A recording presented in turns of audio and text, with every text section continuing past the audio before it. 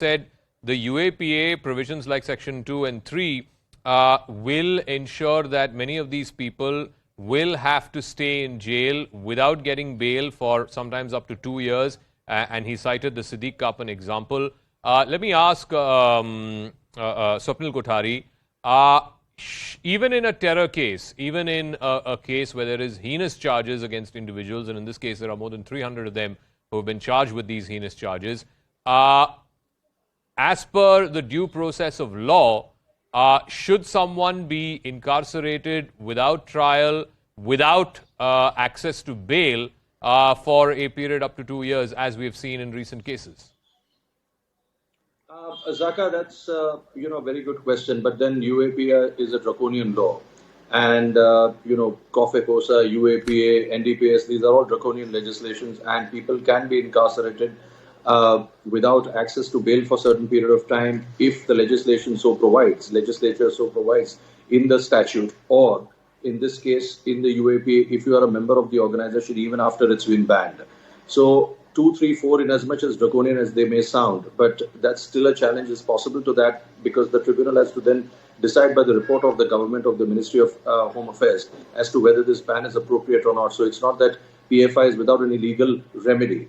Now, how much that legal remedy is going to fructify is a different issue. I don't think it will, because the way the raids have been conducted, the way the evidence has been led, it clearly indicates that this has got no tomorrow as such. I believe this organization has no tomorrow. But be that as it may, Zakka, I am going to stretch this argument a little further.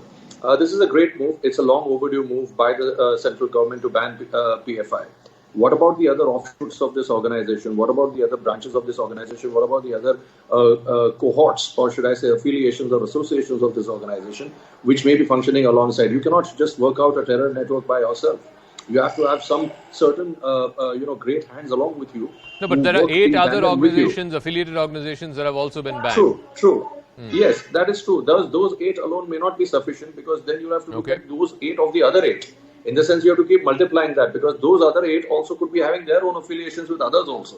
So it could be just that kind of a spiral network where you go into a Byzantine maze of looking after one to connecting to the other. So it's a kind of a domino effect where you keep going until you arrive at the root of it and try to extricate this from the roots. Otherwise, this ban by itself is not sufficient. You can ban 8, you can ban 10 organizations, but it is not going to be sufficient at all. You will continue to have this problem time and again, and this will really resurface even after a period of time.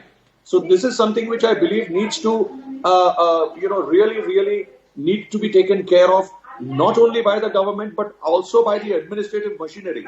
The police and the NIA also have to work in tandem as far as this aspect is concerned. Let me also ask Maulana Qadri Saab about, आज 2-3 political leaders आगे आके उन्होंने ये बोला कि ठीक है, PFI पे बैन आपने लगा दी, ठीक है, अच्छी बात है, लेकिन आप राइट विंग के एक्सट्रीम ऑर्गेनाइजेशंस को क्यों नहीं बैन कर रहे हैं?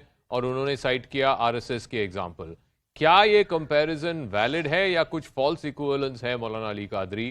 क्योंकि अभी तक तो आरएसएस के लोग ऐसे डायरेक्टली इम्प्लिकेट नहीं हुए हैं in heinous crimes like terrorism cases.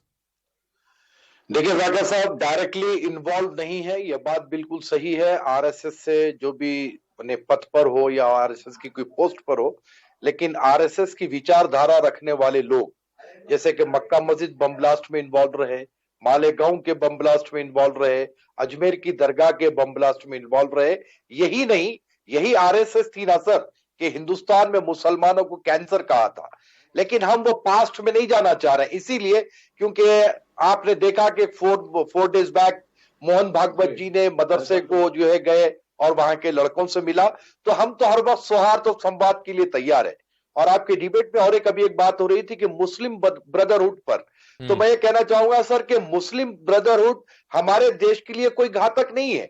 वैसे ही जिस तरीके से आरएसएस सारे हिंदूज को एक प्लेटफॉर्म पर जमा करते हुए अपनी कम्युनिटी को डेवलप करना चाह रही है, और वैसे ही कॉन्स्टिट्यूशन के सर्कल में रहते हुए, संविधान के दायरे में रहते हुए, अगर कोई आदमी मुस्लिम ब्रदरहुड की बात करता है, साथ ही साथ अपने देश की भी बात करता है, तो इसमें क्या बुराई है? अगर वो अपनी कम्युनिटी को डेवलप करना चाहता है तो इसमें कोई बुराई बात नहीं है। लेकिन पीएफआई का जो मैटर था, वो लोग मुस्लिम ब्रदरहुड के नाम पर एंटी नेशन एक्टिविटीज कर रहे थे, इसीलिए हमने पीएफआई को खिलाफ बोला, उनको बैन लगाने की बात की, जो आज बैन हो गया।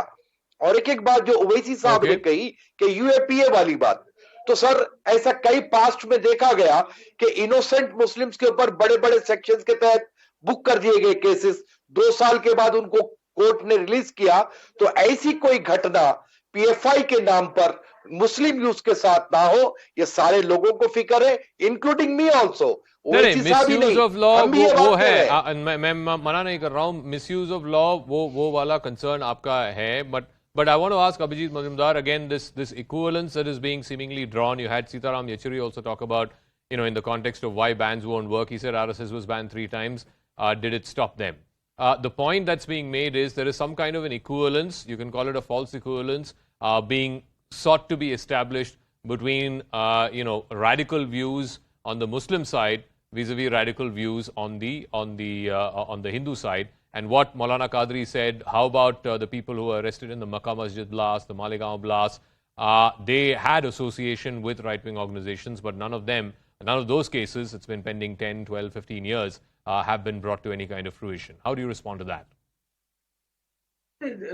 Very simple. I mean, these false equivalences actually, have no meaning, simply because, tell me even, one instance where Hindu terror has been, proven. In fact, quite the opposite. We have seen, past home ministers making false notings on files to prove the whole existence of Hindu terror, so that they can simply appease a community. Man, face the truth.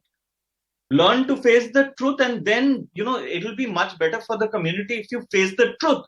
You cannot make a false equivalence with RSS, and also, in the name of Islamist, Islamism, look at the number of people killed every month, every week worldwide, across 25, 30, 35 countries. There are Islamist attacks across those countries. So, and also, by the way, Qadri Sahab, I didn't mean by Muslim Brotherhood, I don't mean the Ummah. I meant the group called Muslim Brotherhood, which has been the fountain of much of the, terror link thinking, activities, inspiration, groups. That I don't mean Muslims in general. I meant the, particular group which has its headquarters in Egypt. No, so I want to... false equivalence will get us nowhere, which is why Sitaram Yechuri's party is more or less, Sitaram Yechuri is irrelevant. His party in Kerala has been actually probably the most active state government against the PFI, because it has been, the state has borne the brunt of the worst of PFI so far. Okay. Among the people who have gone, 66 Indians who have gone to fight for ISIS in Syria and Iraq, many of them have been inspired by PFI.